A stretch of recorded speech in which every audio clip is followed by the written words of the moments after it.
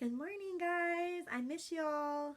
So we're cruising right along in our Captain Underpants in the preposterous plight of the purple potty people. And we are on chapter 12. So chapter 12 title is Kamblask. Picture of what's going on here. Let's see. So suddenly there was another blinding flash of light. Everyone around the purple potty flew off in different directions. Then the purple potty stopped shaking and wobbling and switched into shutdown mode. Give you one more look at that page.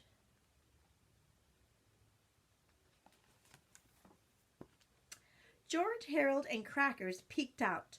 "Look," said Harold, "there aren't any books in this library. We must be back in our own reality." "But we've got to be sure," said George. The two boys tucked Crackers into Harold's book bag and crept out into the hallway. As they peered into the windows of nearby classrooms, they saw room after room of heartbroken and despondent-looking children.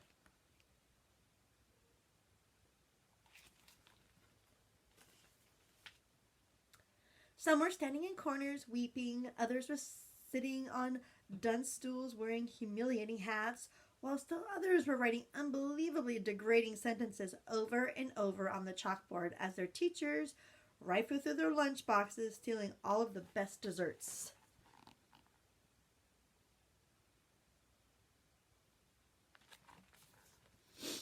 "Yep," sighed George. "We're back in our own reality." "I never thought I'd say this," said Harold, "but it's good to be home." "To the treehouse," cried George. I don't know how good a reality that is. Oh, that was a short chapter, so we're going to go ahead and go with chapter 13 also. So chapter 13, Purple Potty People Unite. Seconds after George, Harold, and Crackers left the library, four confused beings from an alternate dimension began to stir. Evil George, Evil Harold, Evil Sue, and Nice Mr. Crumb stumbled to the center of the strange, empty library, rubbing their heads and looking around curiously. "Look," said Evil George, "this library has no books on the shelves." "Uh-oh, guess who followed them out?"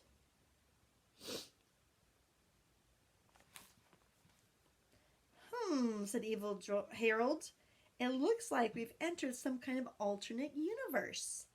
An illogical reality where everything is backwards." "Backwards, huh?" said Evil George. "We could do quite well in a place like this." He walked over to the drinking fountain and splashed some water on Mr. Nice's Crump's face.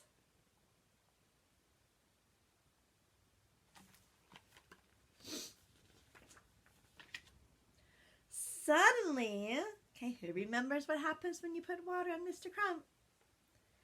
Suddenly, Nice Mr. Crump's confused smile turned into an evil frown. He ripped off his clothes and tied a curtain from a nearby window around his neck. Then Evil George handed him a bad toupee, and the pernicious principal stood before them, snarling angrily through his flared nostrils. "I am Captain Underpants," he shouted in a thunderous voice.